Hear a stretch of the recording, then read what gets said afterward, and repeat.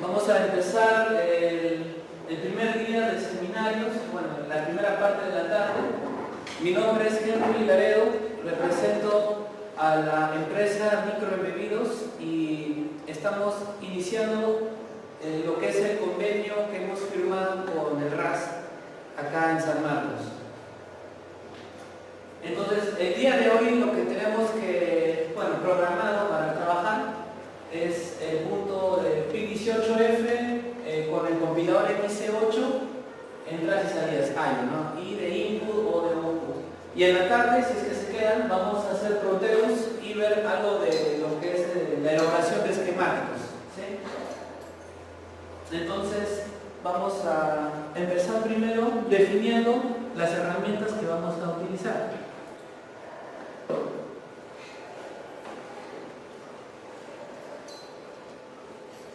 Entonces, vamos a utilizar como entorno de desarrollo, es decir, donde vamos a trabajar nuestros códigos, el programa MPLAB X. El MPLAB X fue lanzado más o menos por el 2005 por Microchip, quien es la empresa que desarrolla, o mejor dicho, fabrica los famosos microcontroladores PIC.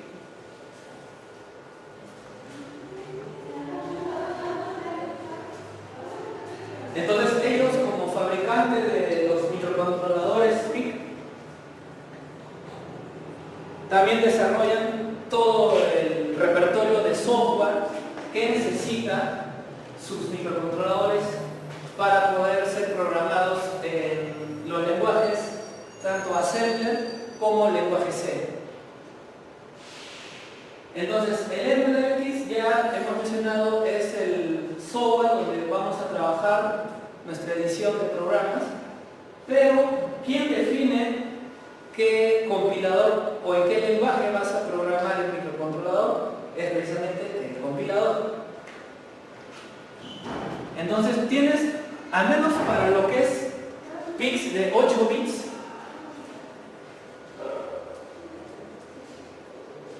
tienes dos alternativas: o trabajas con el Assembler o si no con el XC8.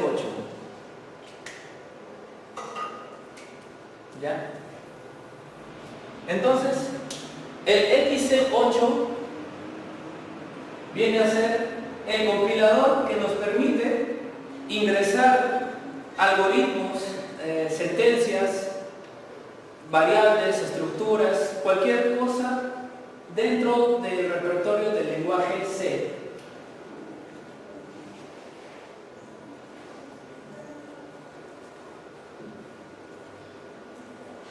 ¿Ok? Mientras que el Assembler, esto es el XC8, el Assembler es lo que se conoce como el lenguaje ensamblador o lenguaje de máquina, ¿no? O más próximo al hexadecimal. Poco a poco vamos a ir un poco acostumbrándonos a estas terminologías: lenguaje máquina, ensamblador, hexadecimal, etc. ¿Ok? Entonces, tengamos en claro lo siguiente, ¿no? El MPLAB es el software que va a permitir escribir códigos a través de un compilador. Nosotros vamos a instalarnos el XC8 como compilador para querer trabajar programas en lenguaje C. Ahora vamos a hacer un pequeño una exploración. ¿Qué cosa hay acá y qué hay acá? ¿Qué es Assembler y qué es C? ¿Por qué hay esos lenguajes de programación? ¿Por qué no se quedaron con el lenguaje Assembler? ¿Por qué apareció luego el BASIC? ¿Por qué hay C++, C#? ¿Por qué apareció luego Pascal? Bueno, Pascal fue en paralelo al C. ¿Por qué hay también nuevos lenguajes como Python incluso? Entonces, por el año 1970, yo no había nacido todavía, cuando aparecieron las ¿no? Digamos, toda la pared era una computadora nada más. Como ya sabrán, ¿no? Habrán visto videos, la interfaz era una tarjeta perforada, ¿no? Por ahí se transmitía la data y prácticamente ahí trabajabas en puros binarios nada más. O sea, hueco era 1 y creo que tapado era 0, no me acuerdo bien cómo lo habían determinado. Y desde aquel entonces ya vienen arrastrando el uso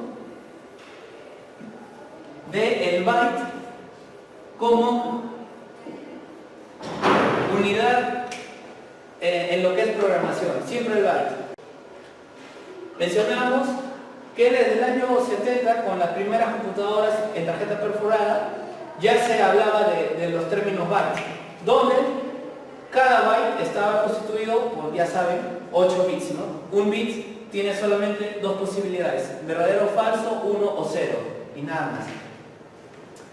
Entonces, más adelante, conforme ya apareció la válvula de vacío, luego la aparición del transistor, lo que revolucionó un montón de cosas, ya para los años 78, tirando para los 80, aparece el assembler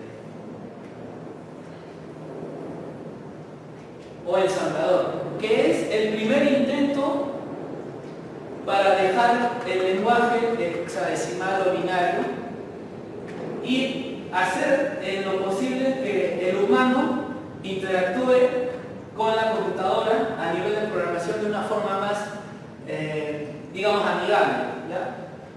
Entonces, ¿ustedes te han llevado arquitectura? ¿Algunos? ¿Ya? Pero sí saben algo, han oído hablar del assembler, ¿ya? Entonces, el assembler, ya saben, utiliza mnemónicos bien feos que se llaman MOV.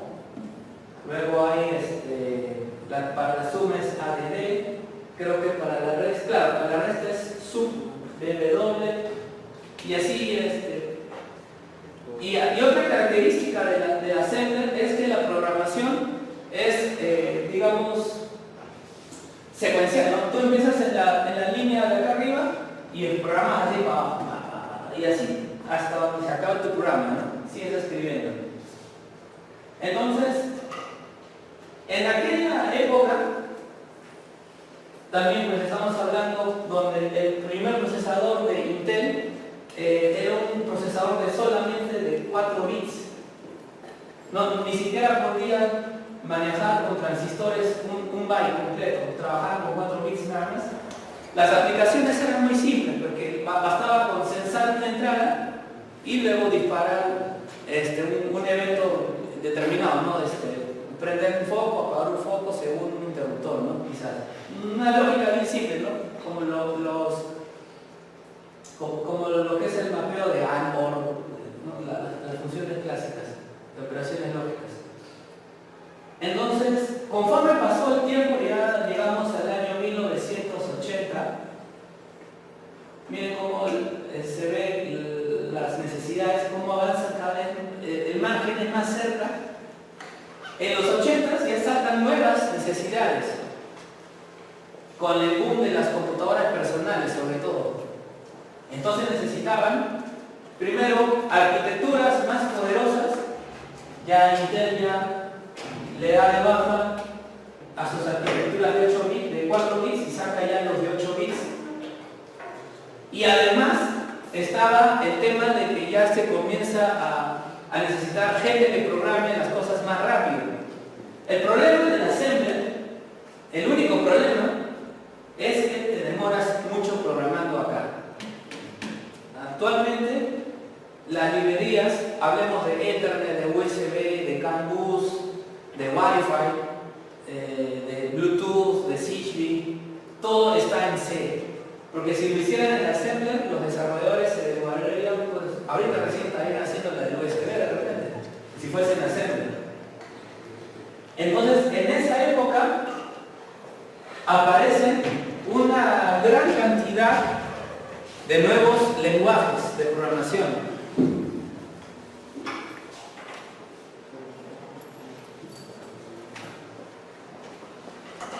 Aparece el COBOL, aparece Pascal. ¿Qué más había? Por ahí salió uno que tenía una sola letra. También estaba el Basic, claro. Sí estaba el Basic. Ahí apareció el Basic. ¿Alguien se acuerda de otro? Así arcaico que nadie lo utiliza. El de la Atari, no me acuerdo cuál era el lenguaje que usaba. Fortran, ¿no?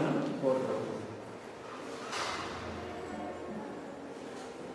Y había gente que se especializó en estos programas, como no tienen ni idea. Incluso hay una empresa que se llama Microelectrónica, con K, que ha hecho un compilador para PIX en Pascal, para precisamente la gente que viene desde esta época programando. No sé, habrá mercado. De todos estos programas, acá hablamos ya de alto nivel. Alto nivel porque te ponen por encima ¿ya? Del primer lenguaje, que es el assembler, o el ensamblador. ¿Okay? Otra característica de los lenguajes de alto nivel era que encapsulaban muchas rutinas o funciones en una sola operación. Por ejemplo, en assembler, una rutina de delay pueden haber sido unas 4 o 5 instrucciones de repente, ¿ya? En cambio, por ejemplo, en C o en Basic incluso, era una sola línea. Otro ejemplo era las funciones, por ejemplo, lo que es el for, el while, el do while, que aparece también en Basic, también tiene una forma similar que aparece en C. Hacer algo así en Assembler es demasiados saltos y tenías que lidiar con los bancos de memoria del microcontrolador o del sistema donde estés, y era todo un tema. En cambio en C ya acá todo eso está encapsulado, está así, bien abajo, y tú estás acá arriba ya atendiendo ya al algoritmo más que nada. Ya no te entiendes mucho con el hardware al momento de programar, pero sí con el algoritmo. Entonces, de todos ellos, el que, digamos, sobrevive, incluso ya hablamos, ya estamos en 2016, y le siguen sacando cosas nuevas a estos de acá. Hay un algoritmo que se llama ProtoThreads, que es para hacer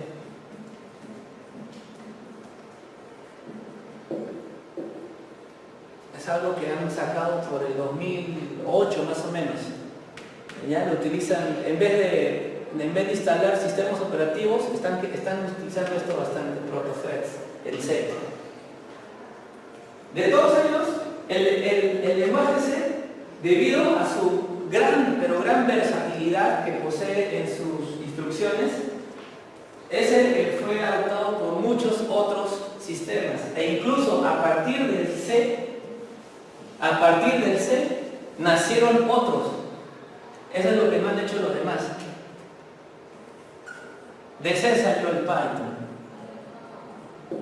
salió el famoso C# que utiliza bastante Microsoft, pero no es de Microsoft. Salió el Ruby.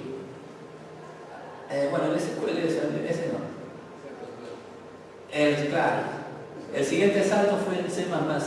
Ya el C++ es orientado a objetos. Ya es otra cosa.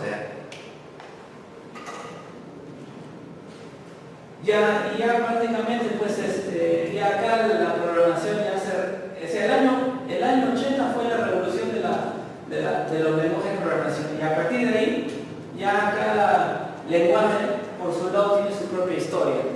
Entonces el lenguaje C, como les mencionaba, fue el que más acogida, más adaptaciones, más portabilidad tuvo a distintos sistemas, como los microcontroladores, que es el tema que nos toca estudiar.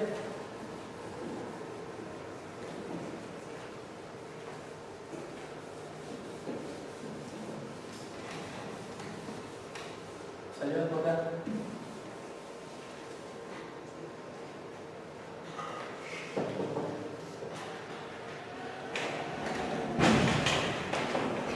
Ya, entonces nos vamos acá. El lenguaje C. Ahora, vamos, retomemos el tema de los microcontroladores. Vamos a hacer una pequeña tabla.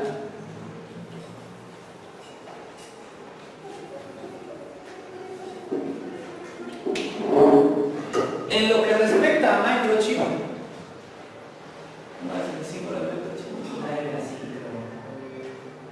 tenemos 3 compiladores para el lenguaje C. El XC8, el XC16 y el XC32. Han habido antes otros compiladores de microchip, el famoso C18, el C30 y el C32. Luego había el PIC CC16, creo que se llama, de la empresa Hightech. Pero ya microchip más o menos en el año 98 por ahí comienzan a comprar otras empresas.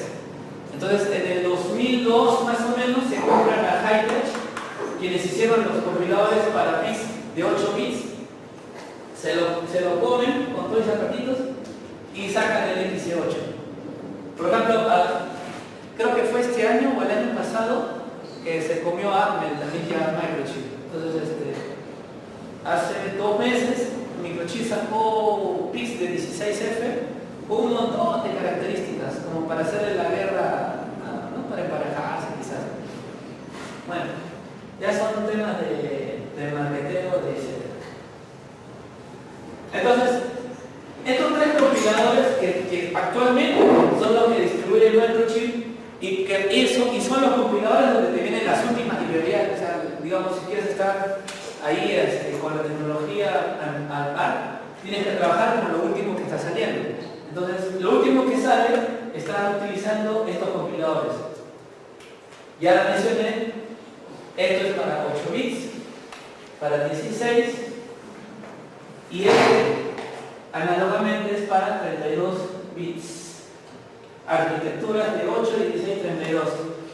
¿Qué microcontroladores, qué familias hay acá? En el 8 bits tenemos el microcontrolador más pequeño hasta ahorita, por lo menos del mundo, que es la gama PIC10F, que no sé si lo verán de ahí, pero a ver, haciendo una analogía, ¿ya?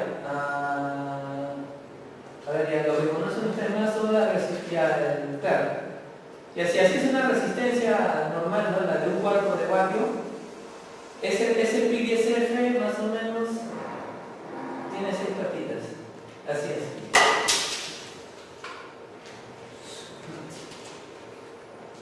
Son de solamente 6 pines.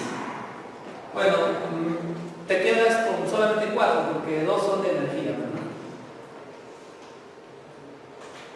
Es el microcontrolador más pequeño del mercado, está a $0.50, o sea, 0.5 en el extranjero. Luego tienes los más o menos famosos PIC12F, que son los de 8 pines.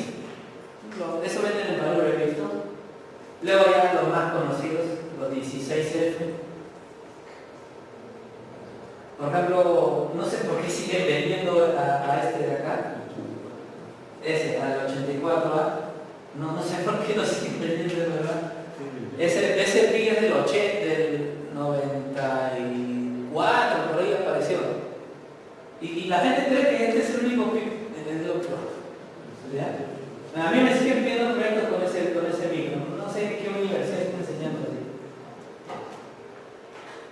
Y bueno, la otra gama más poderosa que digamos es la mejora del 16, por decir así, ¿no? Como opción, el 18F. Haciendo un paralelo a esto, cuando existía Atmel, porque ya se lo comieron, Atmel solamente para todo lo que es 8 bits sacó una sola gama, ATmega, claro, los ATmega 3X, no recuerdo de lo más. En un solo integrado reunían todas las características que necesitabas, ¿ya? La desventaja, y que fue la razón por la que Microchip, a pesar de haber entrado al mercado después, aparentemente le ganó la historia, fue el precio. ATmega, un micro de ATmega costaba 3 veces lo que costaba en esa época, ¿no? El 16F84A, por ejemplo. Además que sus herramientas también en esa época Microchip también las tiró al suelo como para entrar rápido al mercado. Todo eso a pesar de lo siguiente, en los ATmega, cuando si tú le pones una frecuencia de trabajo, por decir, ¿no?, de 8 MHz, tú tienes una frecuencia de ciclos de instrucción igual. En cambio el PIC, en lo que es 8 bits, lo tienes eso entre 4. Mira, a pesar de esta aparente desventaja, la guerra al final la ganó Microchip.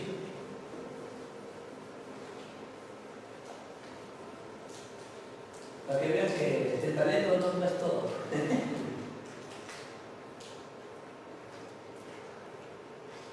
¿Ya?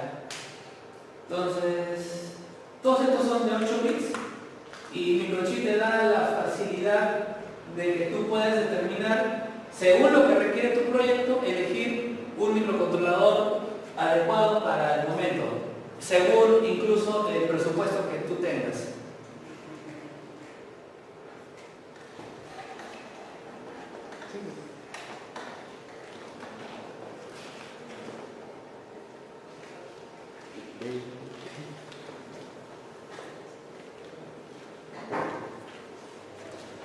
Ya.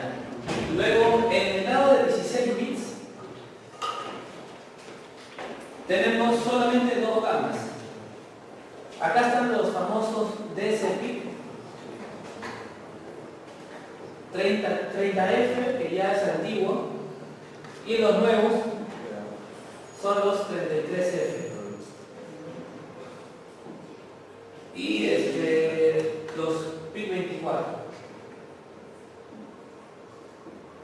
¿Ya?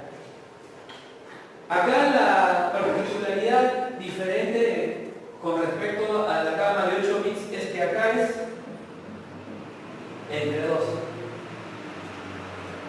¿Ya? Y ya tienes obviamente más memoria, más recursos, más pines. Acá encuentras integrados de 100 pines.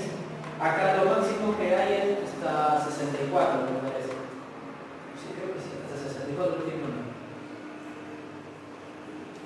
Por ejemplo, creo que fue este año, hice un proyecto con DSP33 y tenía que, o sea, yo lo hice en C, pero el tema, ahí viene el problema del C, que el lenguaje C, ya te mencioné, encapsula mucho, ¿sí? Encapsula, y debido a que encapsula, tú ves una línea de instrucción en C, pero si le haces el desensamblado que te permite leer el clave X, vas a ver ahí que esa una línea en Assembler son como 15.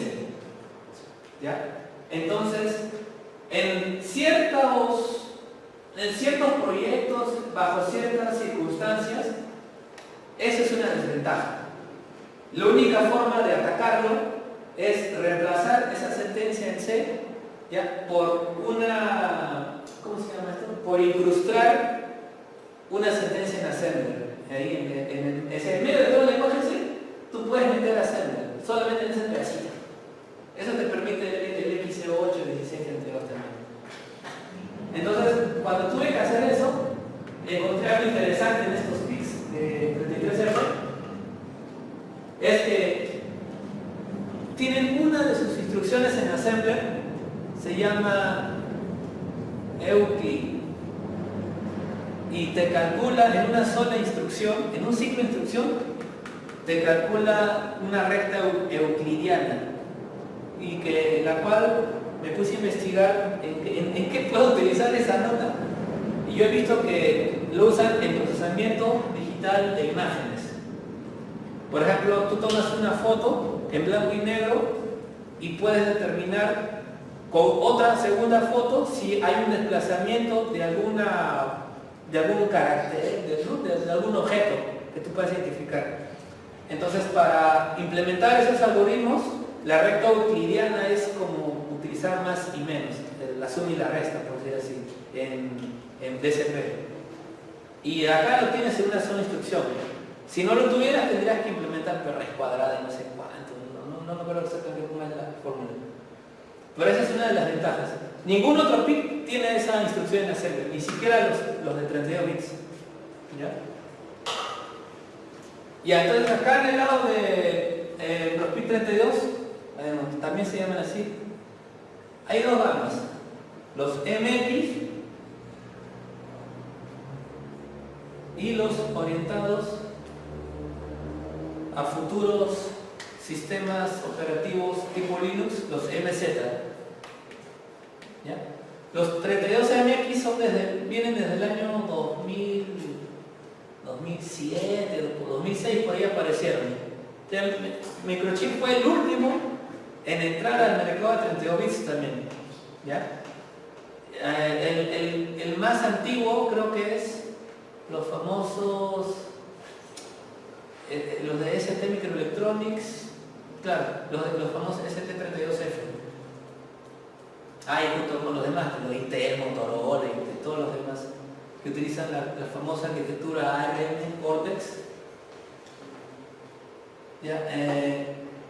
Acá, debido a lo que se necesita, la frecuencia de oscilación es igual que la frecuencia de trabajo. Por ejemplo, yo he utilizado acá en 32 bits, o mejor dicho, estamos utilizando actualmente el desarrollo de pantallas TFT táctiles con membrana capacitiva, o sea, la dura, no la resistiva, porque esa se daña muy rápido. Entonces, los únicos microcontroladores dentro del microchip que le dan el pelo, ¿no?, que jalan para esas necesidades, son los de 32 bits. ¿Ya? En el tema de frecuencias, acá tenemos como máximo, he visto que le ponen 64 MHz, acá he visto hasta 120 y acá 200 MHz. ¿Ya?